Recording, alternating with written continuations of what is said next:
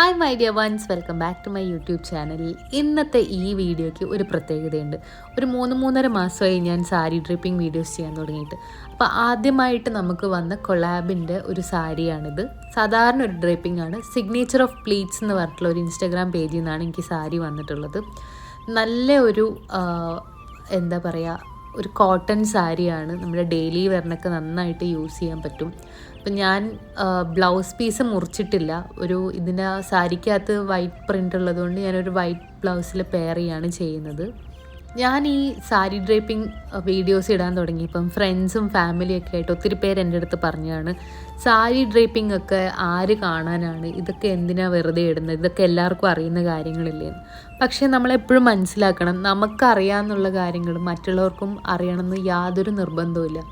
ഇപ്പോഴും സാരി ഉടുക്കാൻ അറിയാത്ത, അല്ലെങ്കിൽ സാരിയുടെ ഫുൾ പൊട്ടൻഷ്യൽ മനസ്സിലാക്കാത്ത ഒത്തിരി ആൾക്കാരുണ്ട്.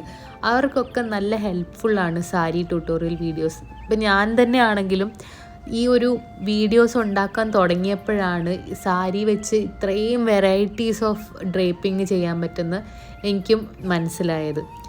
അപ്പം ഇത് നമ്മുടെ ഒരു കൾച്ചറിൻ്റെ ഭാഗം മാത്രമല്ല, ഇത് വെച്ച് നമുക്ക് ഇഷ്ടം പോലെ എക്സ്പെരിമെൻറ്റും ചെയ്യാൻ പറ്റും. ഇപ്പോൾ ഈവൻ ഒരു പാർട്ടിക്ക് പോകുമ്പോഴാണെങ്കിലും നമുക്ക് സാരി സ്റ്റൈൽ ചെയ്തിട്ട് പോകാൻ പറ്റും.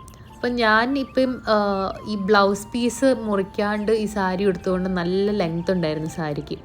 അപ്പം താഴത്തെ പ്ലീറ്റ്സ് കൂട്ടിയിട്ടാണ് എടുത്തത്. അപ്പം ഞാൻ ഈ വീഡിയോയിൽ എന്താ ചെയ്യുന്നതെന്ന് വെച്ച് കഴിഞ്ഞാൽ, നമ്മുടെ പ്ലീറ്റ് എവിടെ നിന്നാണോ തുടങ്ങുന്നത് അവിടെ ഒരു ചെറിയ നോട്ട് ഇട്ടു. ഞാനൊരു ഹിന്ദിക്കാരിയുടെ വീഡിയോയിലാണ് ഇത് കണ്ടത്, നിങ്ങൾക്ക് ചിലപ്പോൾ അറിയുന്നതായിരിക്കും.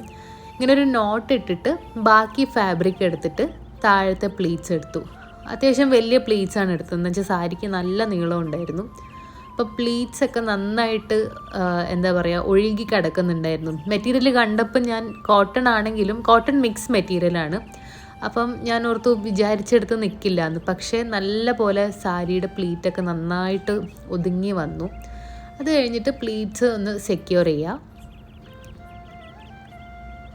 പ്ലീറ്റ്സ് നന്നായിട്ട് സെക്യൂർ ചെയ്ത് കഴിഞ്ഞതിന് ശേഷം നമ്മൾ നമ്മുടെ റൈറ്റ് സൈഡിലെ സാരിയുടെ കുറച്ച് അറ്റം മാറ്റിയിട്ട് അവിടെ ചെറിയ ഗ്യാപ്പ് ഉണ്ടാവും. ആ ഗ്യാപ്പിൽ കൂടെ ഈ നോട്ട് എടുത്തിട്ട് നമ്മുടെ പെറ്റിക്കോട്ടിനകത്തേക്ക് ടക്കിൻ ചെയ്ത് കഴിഞ്ഞാൽ നമുക്ക് സാരിക്ക് നല്ല ഒരു ഷേപ്പ് ഉണ്ടാവും.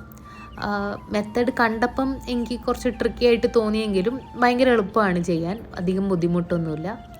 കഴിഞ്ഞു. നമ്മുടെ കൊളാബ് വന്ന സാരി വളരെ നന്നായിട്ട് ഡ്രേപ്പ് ചെയ്യാൻ പറ്റി. നല്ല ഒഴുകി കിടക്കുന്ന മെറ്റീരിയലാണ്, നല്ല ഭംഗിയുണ്ടായിരുന്നു.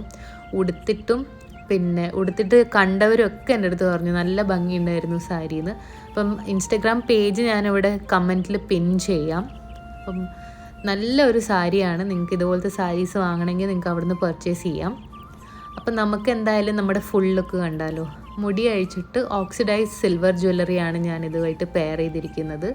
നല്ല ഒതുങ്ങി കിടക്കുന്ന സാരിയാണ്. നമ്മുടെ ബോഡിക്ക് നല്ലൊരു ഷേപ്പും കൂടെ ഈ സാരിക്ക് തരാൻ പറ്റിയിട്ടുണ്ട്.